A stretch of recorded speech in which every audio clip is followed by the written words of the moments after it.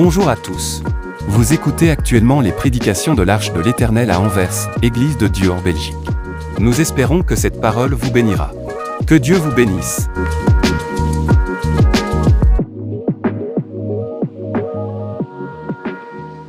Je vous salue tous dans le nom de notre Seigneur Jésus-Christ, le seul Sauveur, le seul Libérateur, le seul Dieu, lui qui a accepté de quitter le trône, de venir pour nous donner la vie. Amen. Merci Seigneur. Je vous salue tous dans le nom de notre Seigneur Jésus-Christ. J'ai dit merci à l'homme de Dieu qui nous fait confiance de partager la parole de Dieu. Et je vous remercie, vous tous qui avez prié encore ce matin pour ces cultes. Chaque fois, nous oublions qu'il y a beaucoup de gens qui prient. Ce n'est pas seulement nous qui prêchons, qui prions pour le culte, mais il y a beaucoup de gens dans leur maison qui prient. Seigneur, conduis ces cultes. Pendant la semaine, le mardi, il y a la prière, les gens prient, l'Église prie, afin que le culte puisse bien se dérouler. Amen. Voilà pourquoi je vous remercie aussi. Que Dieu vous bénisse. Il y a notre sœur Hélène qui vous a salué, qui a salué l'Église, dit passez un bonjour à l'Église. En tout cas, je passe le bonjour que la sœur a demandé de passer. Amen. Alors, sans plus tarder, nous voulons passer à l'écoute de la parole de Dieu. Si nous sommes là ce matin, c'est pour écouter Dieu. Et Dieu a préparé quelque chose afin que nous puissions partager ce matin. Alors, je vous demanderai de vous lever et nous allons tous ensemble lire la parole de Dieu dans le premier livre de la Bible.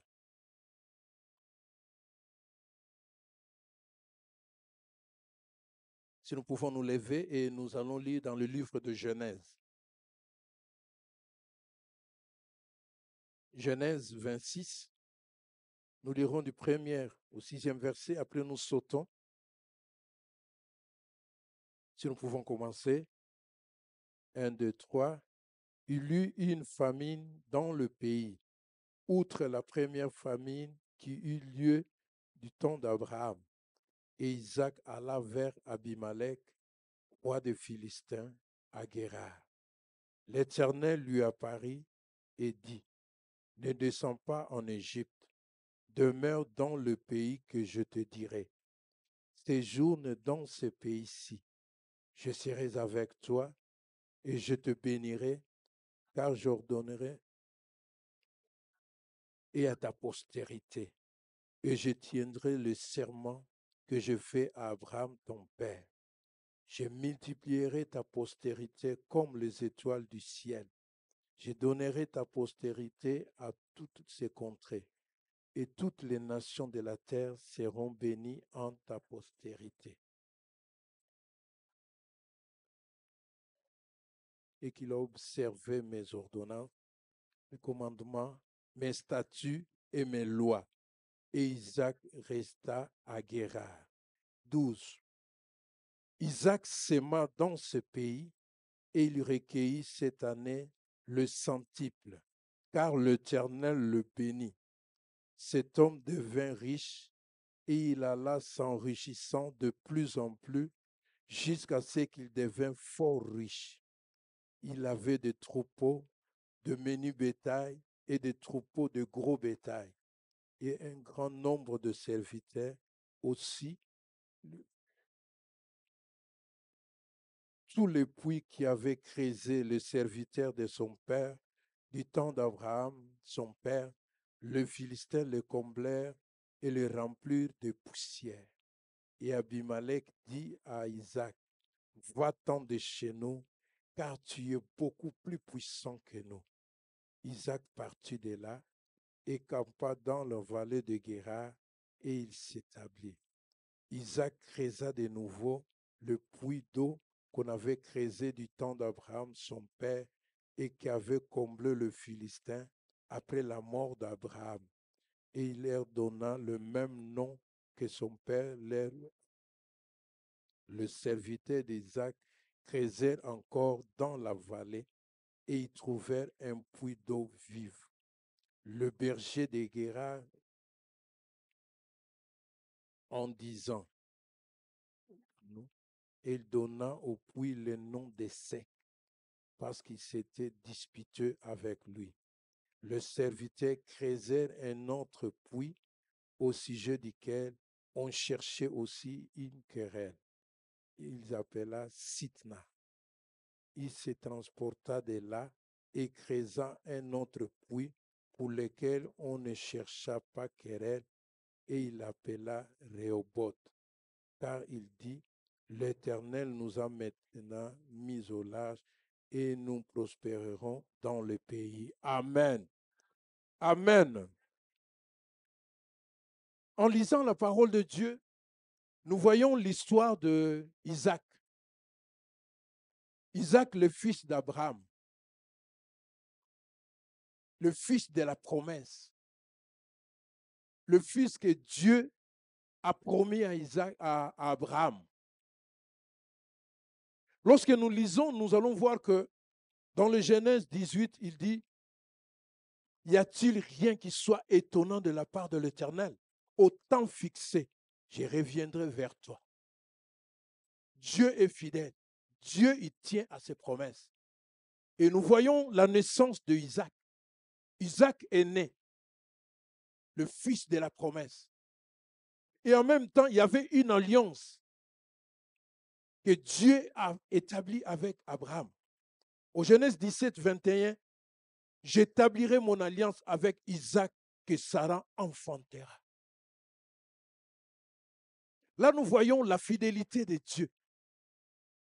Au chapitre 25, nous allons voir que Dieu va bénir son fils, alors qu'il en avait plusieurs.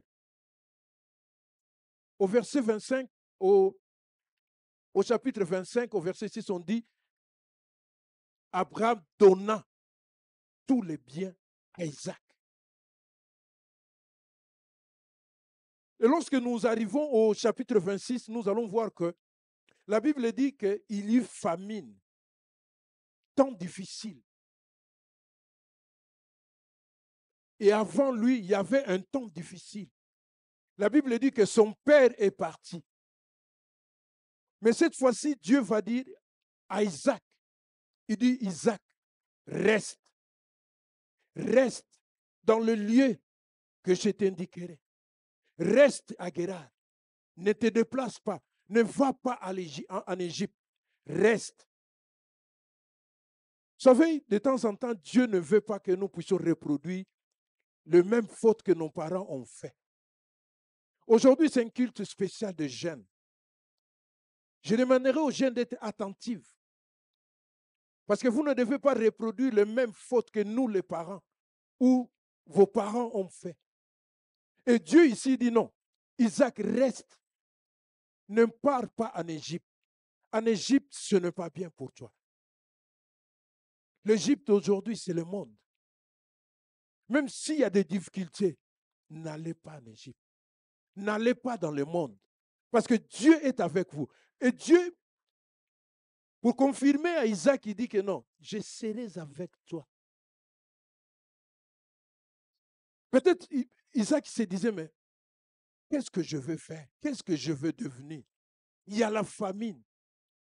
Il y a le temps difficile. Rien ne marche. Tout est difficile. Aujourd'hui, nous passons des temps difficiles. Personne ne peut vous dire que non, tout va bien. Les choses deviennent de plus en plus difficiles. Ce qui était bien dit 2 ans passés devient aujourd'hui difficile. Lorsque vous voyez même, les gens finissent, les jeunes finissent l'école, mais c'est difficile de trouver un emploi. Ce n'est pas facile. Beaucoup de gens vont chercher du travail dans des voies mystiques, dans des voies compliquées, que Dieu ne veut pas. Parce qu'il n'y a pas le choix. Ils disent que non, on n'a pas le choix. On doit chercher. J'ai fini mes études. Je dois chercher. Je dois avancer. Je dois réussir. J'ai fait des efforts. Mais Dieu dit non. Isaac, je sais que c'est des temps difficiles. Ton père était parti. Mais toi, reste à Guérar. Parce que j'ai quelque chose à faire avec toi. Je serai avec toi. Je te bénirai. Je ferai de grandes choses avec toi. Mais toi, reste. Et nous allons voir que la Bible dit quoi? Isaac resta. Isaac ne s'est pas déplacé. Isaac n'est pas parti. Il a obéi à la parole de Dieu. Isaac a écouté Dieu. Il dit que non, les temps sont difficiles. Mais non, Dieu m'a dit. C'est Dieu qui a fait alliance avec mon père. C'est Dieu qui a promis à mon père. C'est Dieu qui m'a béni. C'est Dieu qui a fait de grandes choses avec mon père. Mon père m'a béni. Mon père m'a donné tout le bien. Pourquoi? Parce qu'il a été fidèle avec ses dieux. Et la Bible dit que, qu'est-ce que Isaac va faire? Le thème de mon message ce matin, comment réussir dans les temps difficiles? Comment réussir dans les temps difficiles? Oh, les temps sont difficiles, mais les gens réussissent.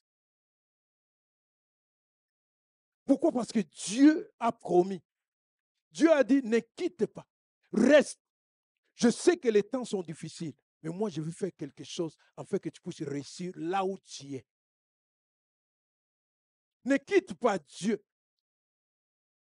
Ne quitte pas parce que ça ne va pas. Non, reste là parce que Dieu a quelque chose à faire avec toi.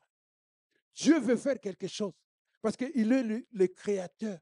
La Bible dit, c'est lui qui a créé le ciel et la terre. Toutes choses ont été créées par lui et pour lui. Donc, ce que tu cherches, lui, il en a. Parce que c'est lui qui a créé. Ce que tu dis que non, je vais avoir ceci. Mais sache que ce que toi, tu veux avoir, Dieu a déjà ça. Parce que c'est lui qui a créé.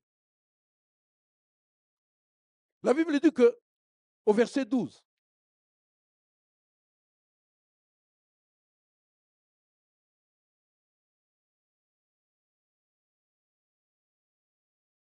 Isaac s'aima dans ces pays.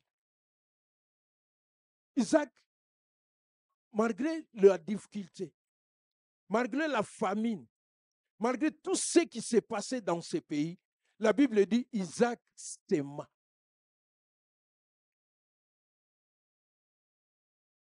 Vous savez, lorsqu'on parle de s'aimer, ça veut dire il a travaillé.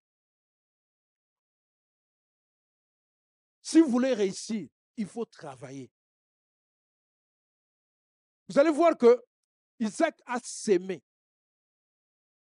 La sémence prend du temps. Il faut labourer.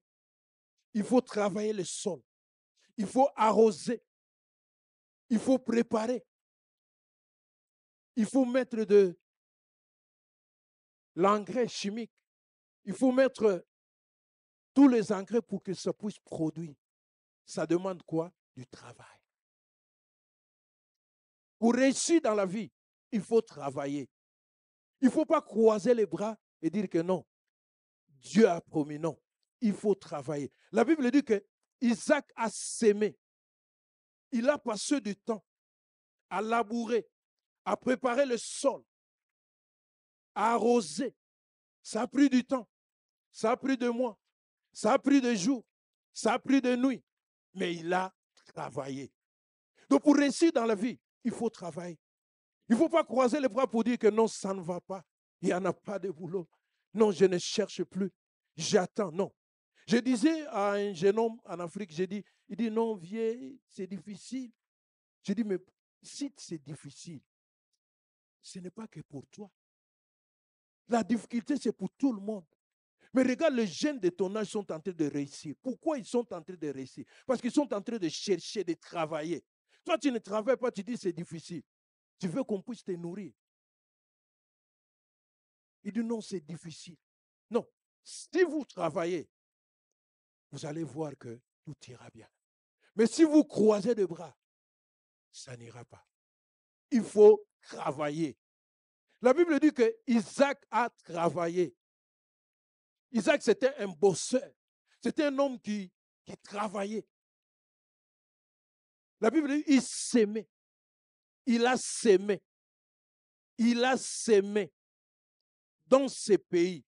Il recueillit cette année le centuple, car l'Éternel le bénit. Quand tu travailles, l'Éternel va te bénir. Mais quand tu ne travailles pas, Dieu ne bénit pas les paresseux.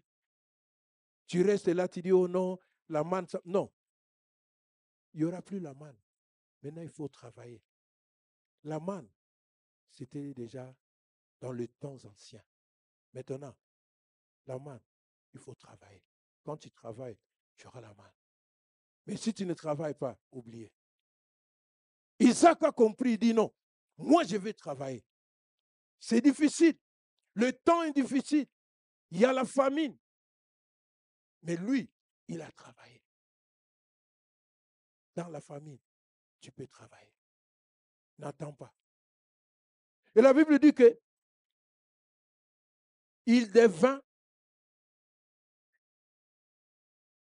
cet homme devint riche et il s'en a s'enrichissant de plus en plus jusqu'à ce qu'il devint fort riche. Donc d'abord, il a travaillé. Comme il a travaillé, la Bible dit, Dieu l'a béni. Donc c'est en travaillant que Dieu bénit. Si tu ne travailles pas, Dieu ne te bénira pas. Parce que Dieu veut le travailleur. Dieu veut les hommes qui travaillent. Dieu veut les hommes qui se donnent au travail. Dieu veut les hommes qui travaillent.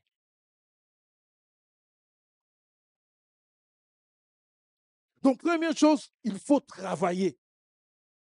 Quand tu travailles, Dieu bénit. Quand tu ne travailles pas, Dieu ne bénit pas. Et deuxième chose, nous allons voir que Isaac était un bon gestionnaire. Parce que la Bible dit, il devient de plus en plus riche. Pour devenir de plus en plus riche, il faut être un bon gestionnaire.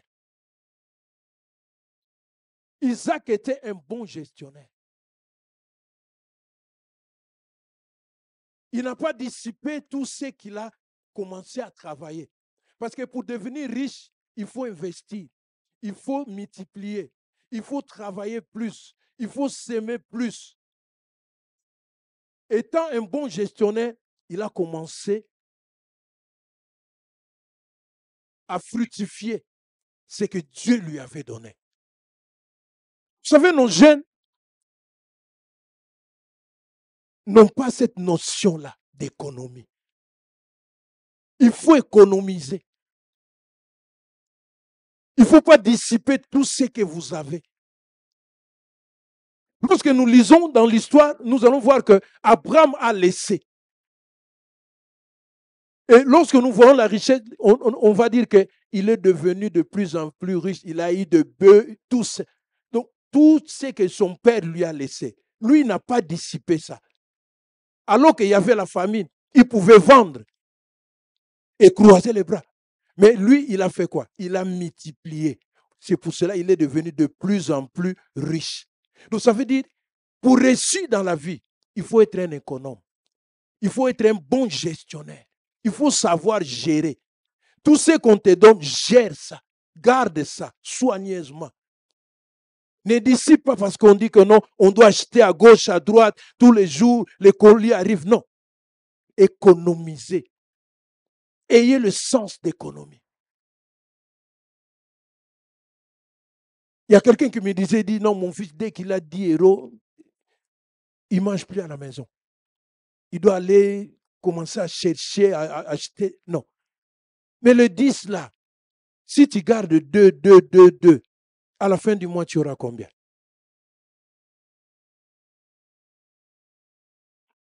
Isaac était un bon gestionnaire. Le peu qu'il avait, il a commencé à multiplier. Et il est devenu de plus en plus riche. Vous savez, ce qui fait défaut, bien ce qui a fait défaut à nos pères, on ne nous a pas aidés à gérer le peu qu'on nous donnait. Vous allez voir même le fils des riches, les gens qui étaient de riches, dès que le père part, c'est fini. Ils vont dissiper tout et c'est fini. Et on commence à dire, tu savais, tu sais, nous on était, nous on avait. Ça c'est le passé.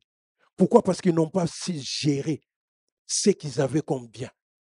La plupart des hommes politiques africains qui avaient beaucoup d'argent, aujourd'hui, ils n'ont plus rien.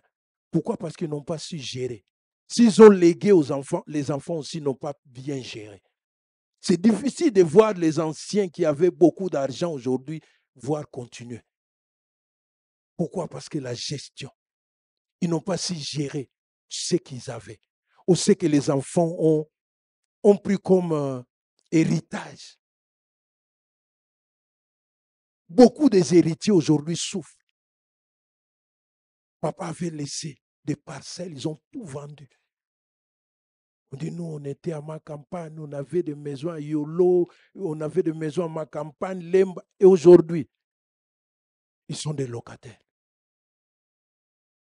Pourquoi? Parce qu'ils n'ont pas su gérer, garder le peu qu'on les a légués.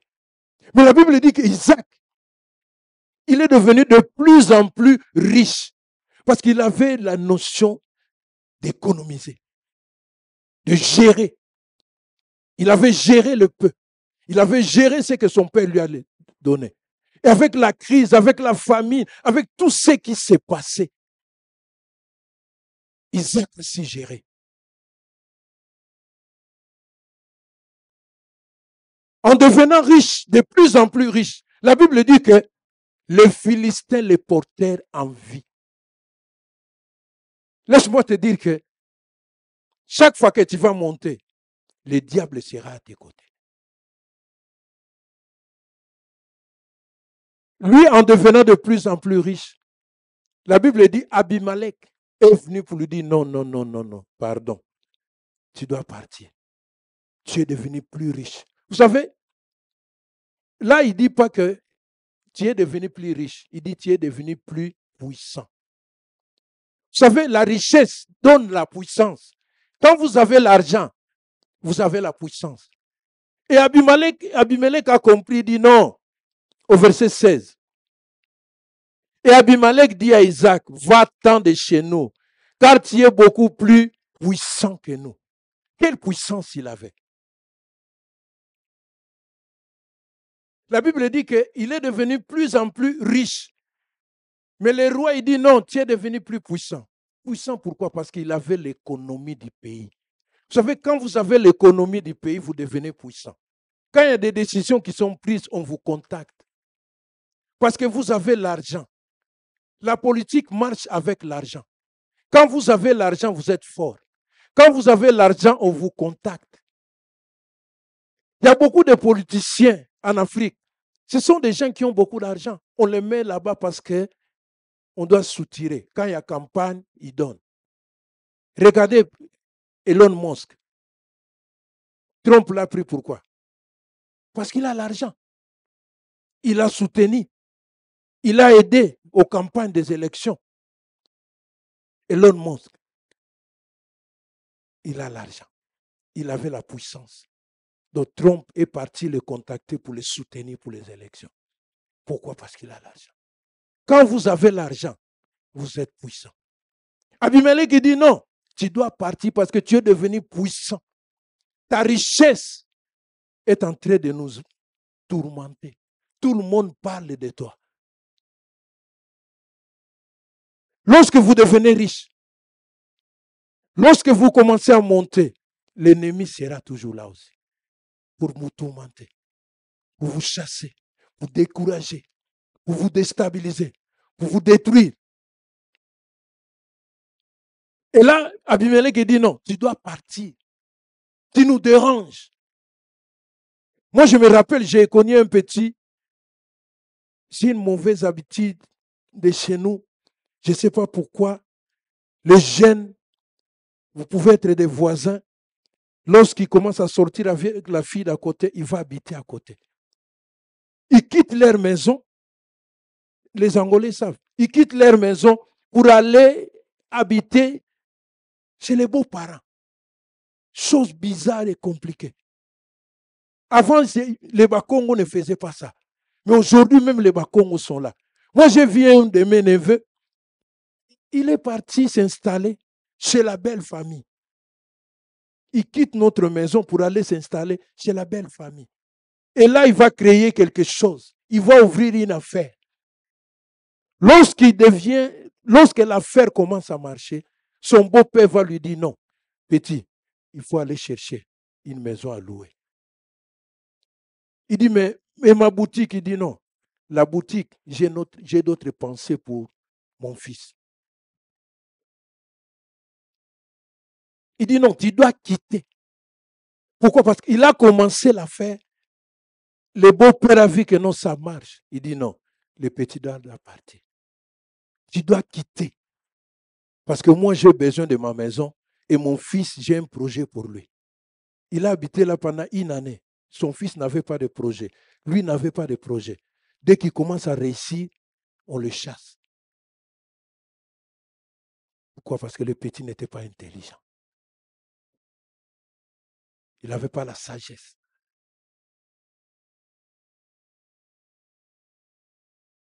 Nous encourageons nos jeunes à être sages, à éviter cela. Toute cette vie-là, ça ne mène nulle part.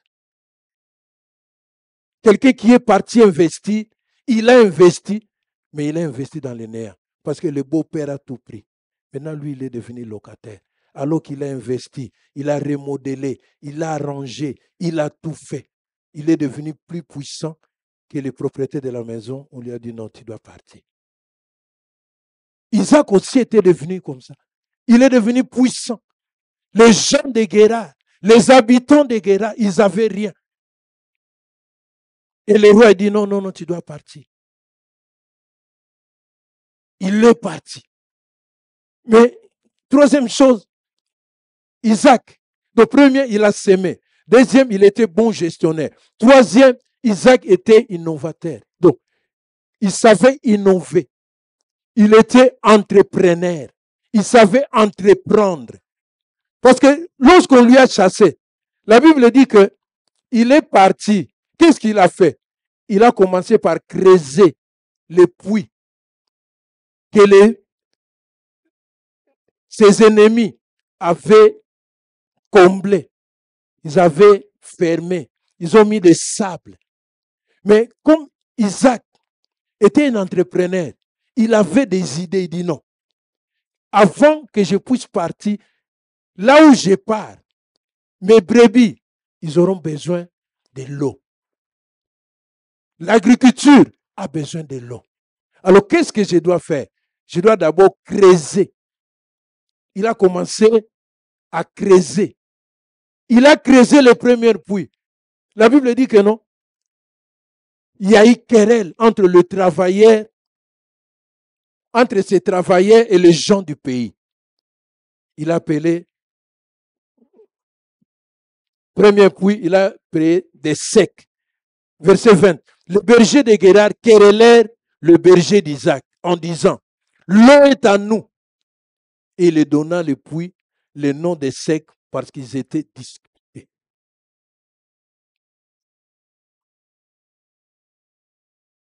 Un puits abandonné. Un puits laissé. Mais lorsque lui, avec ses idées d'entrepreneuriat, il va faire quelque chose, on dit non. L'eau est à nous. Mais l'eau est à vous. Mais vous avez abandonné. Vous avez laissé. Vous avez négligé. Et la Bible dit qu'il ne va pas s'arrêter là. Qu'est-ce qu'il va faire? Il va encore creuser. Au verset 21, ses serviteurs creusèrent un autre puits au sujet duquel on chercha aussi une querelle et il appela Sitna. Comme il avait l'idée, comme c'était un entrepreneur, comme il avait l'idée d'innover, il dit non, je ne veux pas m'arrêter là. La Bible dit quoi? Il va encore continuer. Vous savez, lorsque vous voulez réussir dans la vie, il y aura des faux pas. Il y aura des gens qui vous mettront les bâtons sur les roues. Il y aura des gens qui viendront pour vous décourager, pour dire que non, ça n'ira pas, ça ne marchera pas. Cela nous appartient. Vous n'êtes pas nés ici. Vous êtes des migrés. Vos parents sont venus. Le pays est à nous. Mais non. Si vous travaillez, si vous avez des idées, si vous savez innover, Si vous avez des idées d'entrepreneuriat, vous allez réussir toujours. Quand il ferme à gauche, vous ouvrez à droite. Mais l'avantage, vous avez encore un Dieu. Et ce Dieu a dit que non, là où les plantes de vos pieds fouleront, je vous les donne. Vous, vous êtes nés ici. Non, vos pieds n'ont pas foulé, mais vos pieds sont nés ici. Nous, on a foulé les pieds parce que nous, on est venus. Nous, on a gagné les territoires. Vous, vous êtes déjà. Amen. Et vous, les jeunes, vous devez comprendre que non. Ici, c'est à vous. Personne ne va vous dire que non, vous ne réussirez pas. Non, vous devez réussir. Même si on ferme à gauche, vous avez un Dieu qui peut ouvrir à droite. Même si on vous bloque à gauche, vous avez un Dieu qui peut ouvrir à droite. Parce que vous avez un Dieu. Il faut réussir dans la vie. Et vous allez voir que Isaac était déterminé. Quand il y avait querelle, nulle part dans la Bible on dit que non, Isaac sortait pour dire que non, pourquoi vous querellez mes serviteurs. Non, il était calme parce qu'il pensait loin. Il ne se bagarrait pas. Il ne cherchait pas à se bagarrer parce qu'il savait que non, je sais penser loin. Il faut penser loin. Il faut regarder loin. Il ne faut pas rester cloîtré pour dire que non, j'ai essayé ça. Non, quand ça ne marche pas, essaye quelque chose d'autre. Et avec Dieu, cela est possible. Parce que Dieu vous aidera, Dieu vous orientera, Dieu vous dira que non, là ça n'a pas marché, là ça marchera. Je suis avec toi. Même si c'est difficile, moi je suis avec vous. Même quand ça ne marche pas, avec moi ça marchera. Parce que vous avez un Dieu puissant. Parce que vous avez un Dieu grand. Parce que vous avez un Dieu qui a dit que ce qui est impossible aux hommes, cela est possible à Dieu. Quand les gens diront que c'est difficile, moi je dis que c'est facile. Isaac a compris, il dit non. Je dois refaire les puits. Parce que mes brebis ont besoin de l'eau. L'agriculture a besoin de l'eau. Moi-même, j'ai besoin de l'eau. Je dois creuser. Il n'a pas abandonné. Vous savez, actuellement, beaucoup de gens abandonnent. Quand ça ne marche pas, on abandonne. Quand ça ne marche pas, on abandonne. On dit que non, c'est plus difficile. Maintenant, c'est difficile. Rien ne marche. Vous allez voir que beaucoup de jeunes abandonnent. Ça ne marche pas. N'abandonnez pas. Quand ça ne marche pas, ça marche. Quand ça ne marche pas, ça marche. Parce que quand ça ne marche pas avec les hommes, avec Dieu, ça va marcher. Vous savez, on a passé un temps difficile. En 2020, beaucoup de gens sont devenus riches. Alors que c'était un moment difficile. Beaucoup des entreprises ont fermé. Lorsque les économistes disent, depuis 2020, il y a beaucoup des entreprises qui souffrent aujourd'hui à cause de 2020. Et ça continue. Il y a beaucoup des entreprises qui ferment. Si vous regardez, vous allez voir, ils vont dire, oh non, depuis 2020, ça ne marche pas. On a perdu beaucoup en 2020. On essaie de remonter, mais c'est... Non. Pourquoi? Mais il y a d'autres entreprises qui, en 2020, quand il y avait Corona, quand rien ne marchait, il y a beaucoup de sociétés qui ont transformé les entreprises pour dire que non. Qu'est-ce qui marche? Pour le moment, ce qui marche, c'est les désinfectants, l'alcool. Beaucoup d'entreprises qui ne faisaient pas d'alcool, mais ils ont fait d'alcool. Et ils ont fait de l'argent. Pourquoi? Parce qu'ils avaient pensé, ils disent non, il faut, dans le business, il ne faut pas rester seulement en quelque chose. Il faut élargir. Pour réussir, il faut élargir d'abord tes pensées. Il faut élargir l'horizon, comme Pasteur dit toujours. Élargissez vos horizons. Regardez loin. Allez loin. Ne restez pas seulement en quelque chose. Mais il faut chercher à développer. Il faut chercher à avancer. Non, tu es dans le business. Il ne faut pas rester seulement en quelque chose. Élargi. J'ai écouté le témoignage de quelqu'un au Congo, il dit que non. Il partait dans un hôtel et il a demandé, l'hôtel c'est à qui? Il dit non, l'hôtel c'est au monsieur là. Il dit, ah, mais le monsieur là, je sais qu'il a les transports. Il dit oui, il est dans les transports, il est dans l'hôtellerie, il est dans la restauration, il est en tout. Donc voilà un homme qui voit loin.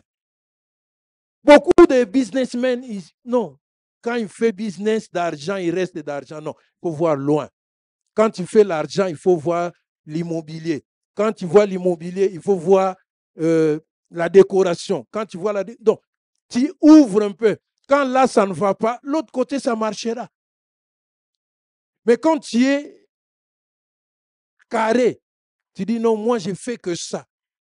Quand ça ne marchera pas, on va dire non, celui-là avait beaucoup d'argent, mais ça ne marche plus. Pourquoi? Parce qu'il est limité. Isaac n'était pas limité. Isaac a commencé dans l'agriculture. Il a commencé à s'aimer.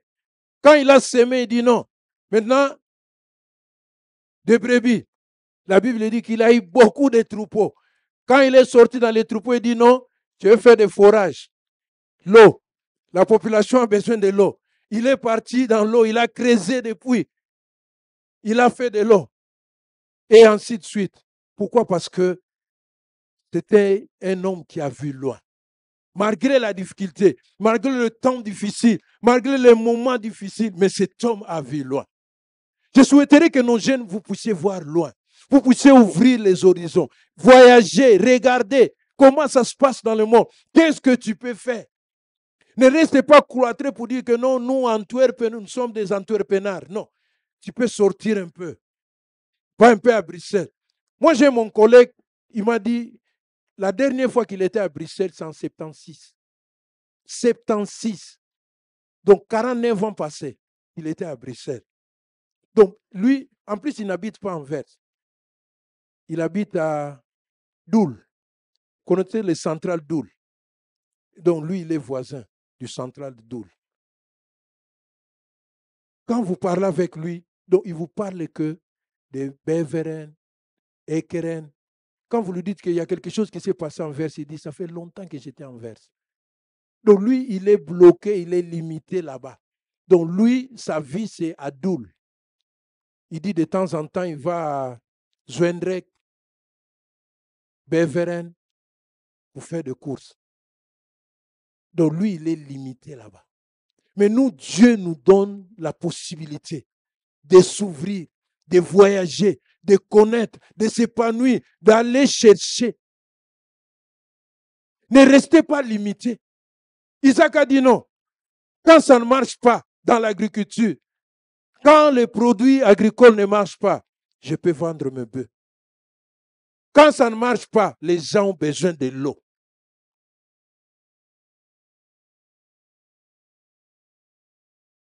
Et ce qui est bien, chaque fois qu'il faisait quelque chose, Dieu le bénissait. Et c'est quelqu'un qui cherchait à plaire à Dieu, à faire ce que Dieu lui a dit de faire. Lorsqu'il a creusé tous ces puits qui ne marchaient pas, lorsqu'il a créé un autre puits qui a marché, il dit quoi? Dieu nous a mis au large. Donc ça veut dire que c'est quelqu'un qui était en intimité, en communion avec Dieu. Chaque fois qu'il faisait quelque chose, il associait Dieu. Parce que quand ça n'a pas marché, il dit Sitna. Quand ça n'a pas marché, il dit un autre nom. Et quand ça a marché, il dit Rehoboth. L'Éternel nous a visités. Donc quand vous associez Dieu, la réussite est totale. Mais quand vous laissez Dieu, l'ennemi vient. Et quand l'ennemi vient, il vient pour détruire. Quand l'ennemi vient, il va venir pour vous dire non, ça ne marche pas, c'est difficile. La vie est difficile. Vous ne voyez pas combien ont terminé l'année passée. Ils sont là. Ils n'arrivent pas à trouver de boulot. C'est compliqué. Et lorsque vous allez voir les consultants, les gens qui aident les gens à chercher du boulot, Lorsque vous arrivez, il vous dit, oh, vous avez fini. Malheureusement, il fallait faire l'agriculture. Parce que pour le moment, les portes sont ouvertes pour l'agriculture. Vous avez fait l'économie. Vous voyez, maintenant, l'économie, c'est compliqué. Avec la crise, avec tout ce qui se passe dans le monde, c'est difficile. Il vous enfonce encore. Donc, vous lui donnez votre diplôme, au lieu de vous encourager pour dire non, en tout cas, merci beaucoup, je vous encourage, vous avez eu votre diplôme avec distinction et vous devez, en tout cas, continuer à espérer, ça ira. Non. Il va vous orienter un autre côté pour vous décourager encore. Il ne va pas vous dire que non, l'économie n'est pas bien. Mais il va vous dire non, il fallait, en tout cas ces derniers temps, on a beaucoup de vagues, on a beaucoup de trous dans ces domaines ici. Malheureusement, votre domaine, c'est un peu compliqué, mais nous allons essayer. Et lorsque vous rentrez, vous découragez. Parce que la personne qui s'est entretenue avec vous, vous a déjà découragé. Mais laisse-moi vous dire que nous avons un Dieu. Lui, il dit que non, je suis avec vous. Donc ça veut dire même dans ces chômages-là, même là où tu es, il est avec toi.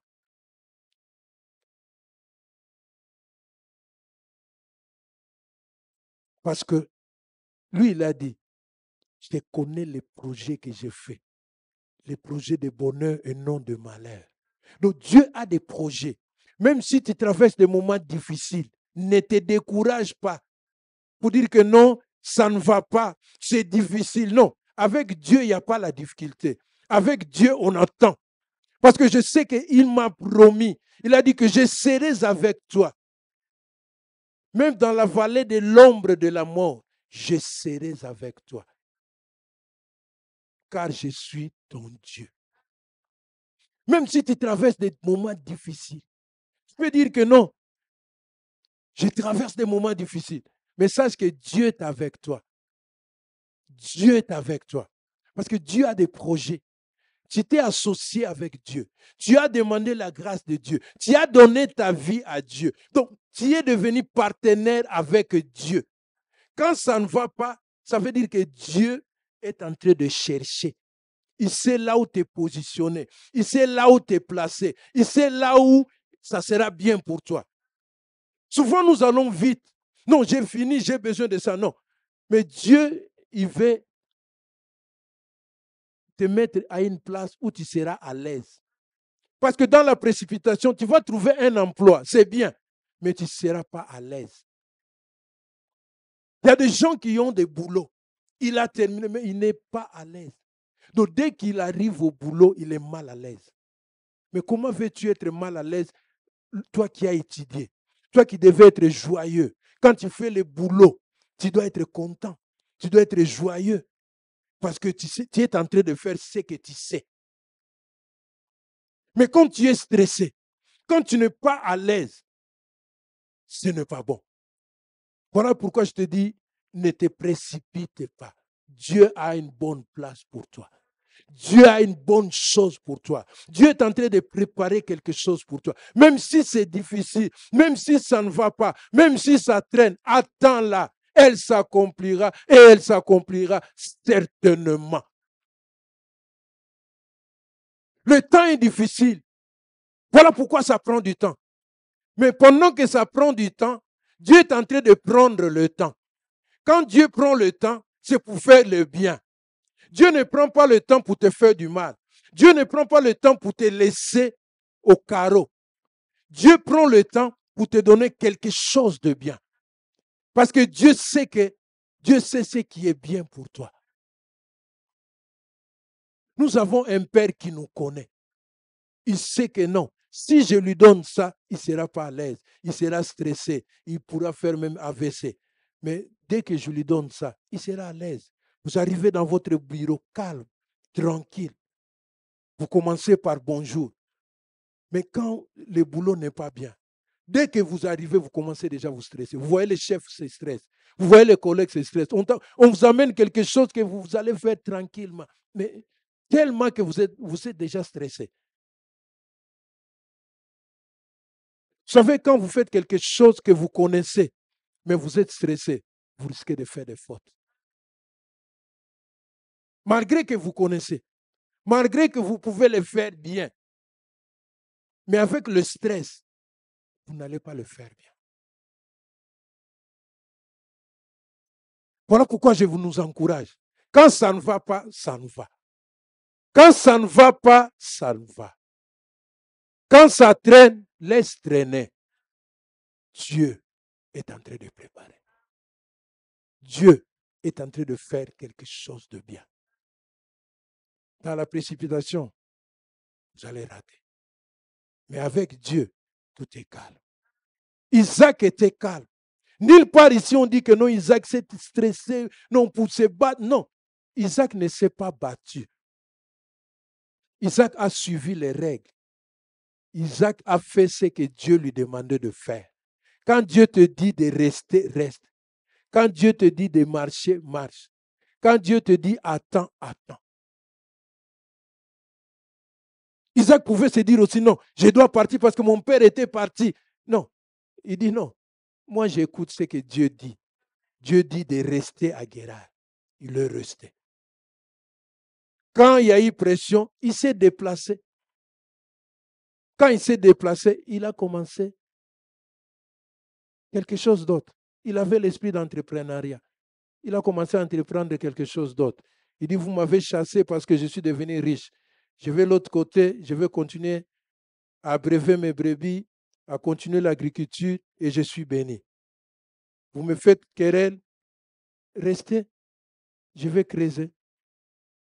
Vous fermez à gauche, je vais à droite. Quand je vais à droite, je ouvre et Dieu me bénit. Amen. Amen. Les jeunes, amen. Les jeunes, amen. C'est votre culte, amen. Vous êtes bénis, amen. Gloire à Jésus. Comment réussir? Il faut s'aimer. Il faut travailler. Il faut gérer. Il faut avoir un esprit ouvert. L'esprit d'entrepreneuriat. Il faut innover. Il ne faut pas abandonner. Il faut persévérer. Il faut s'attacher à Dieu. Que Dieu soit votre partenaire. Que Dieu soit votre appui. Que Dieu soit votre soutien. Et vous allez réussir. Amen. Que Dieu vous bénisse.